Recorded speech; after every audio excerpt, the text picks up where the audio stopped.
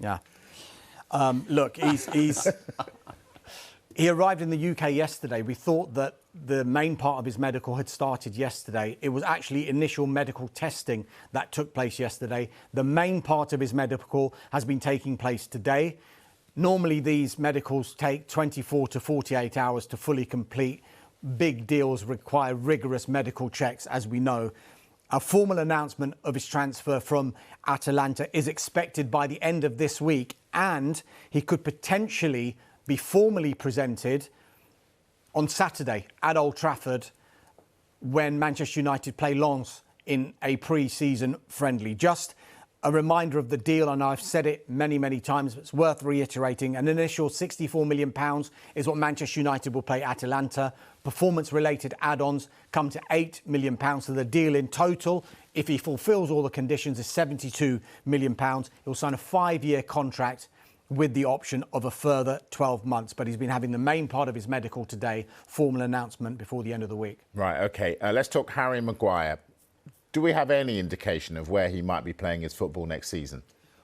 Right, what do we know? We know that West Ham United are definitely interested. We know that they went in with a bid of £20 million that was rejected out of hand by Manchester United. At the time, it was thought that West Ham were going to move on to other targets, one of them being Bayer Leverkusen's Jonathan Tah. And there's a relationship there with Tim Stuyton, the West Ham director of football, in that he used to be the sporting coordinator at Bayer Leverkusen. Jonathan Tah was there when Stuyton was there. Stuyton oversaw the extension of his contract in 2021 until 2025. So there's an option there. But with regard to Maguire, I don't think you can rule it out, West Ham United going back in, even though it would be a difficult deal to do simply because of the transfer fee that would be involved and, more significantly probably, the wages that Harry Maguire would command. From Manchester United's perspective, it should be said that they're not pushing Harry Maguire out of the door. They see him as a top player. They see him as a key member of his squad. And they would only even begin to consider any kind of offers that came in for Harry Maguire if they reflected fair market value. And it's obvious that they thought that £20 million did not reflect fair market value. But we do know the situation Harry Maguire finds himself in. Last season, his game time was limited. The preferred central defensive pairing appears to be Lisandro Martinez and Rafael Varane. There were players like Victor Lindelof and even Luke Shaw who were getting in ahead of Maguire last season in that central defensive position. And the added ingredient this time is Johnny Evans.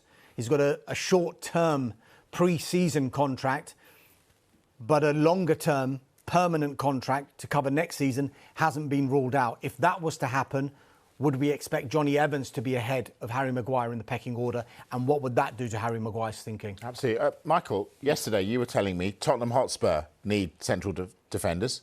What about Harry Maguire? Would they be interested? He's not on the list of defenders I understand that Spurs are looking at. I think maybe other clubs are probably looking at Harry Maguire and the way his last few weeks and next few weeks are going at Manchester United. His wage, his fee, the relationship potentially between the two clubs. Of course, Manchester United have told us and other media outlets that, you know, Harry Kane is not a transfer target, and Tottenham and Manchester United don't really do much deals together over the last few years. Now, Spurs will be bringing in defenders before the close of the window, and Spurs urgently need to bring in defenders. Ashley Phillips from Blackburn is close. The £2 million release clause comes into effect by the end of the week. That should be done by Friday. Spurs thought this was all pretty much done a few weeks ago, but then I think Blackburn wanted a little bit more, maybe wanted a few more clubs to get involved. But I understand that Phillips only wants to join Tottenham, so that should go through. Spurs looking to bring more homegrown players in. Senior defenders, though, anymore? Yes. So on Tottenham's list, Mickey van der Ven, Edwin Tapasoba, Tosin Adarabioyo at Fulham. Clement Lenglet, Spurs fans will know from a loan spell last season, that might be explored at the very, very end of the window. They like Mike Gurhey at Palace, but I think that's quite unlikely at the moment. Palace would command such a huge fee for him, and with reason. But there are reports out there that Tottenham have made real progression with Mickey van der Ven and Wolfsburg, so more on that as we get it. But I think there'll be real disappointment, Mike, if Spurs don't bring one of these defenders in. ahead of the game against Brentford. It's a real key area Spurs must strengthen. They conceded 63 league goals last season, and I'm sure Ange Postecoglou will be asked about that in his press conference on Friday. Just one other line to bring you, because Spurs really need to, like we've mentioned with Arsenal and other clubs in terms of outgoing, Spurs need to take a few players out as well. Talks continue with Galatasaray over a fee for Tanguy Ndombele. There is interest from Galatasaray there, so more on that as we get it. And as I say, we'll be speaking to Ange Postecoglou on Friday ahead of a friendly against Shakhtar Donetsk on Sunday. Great.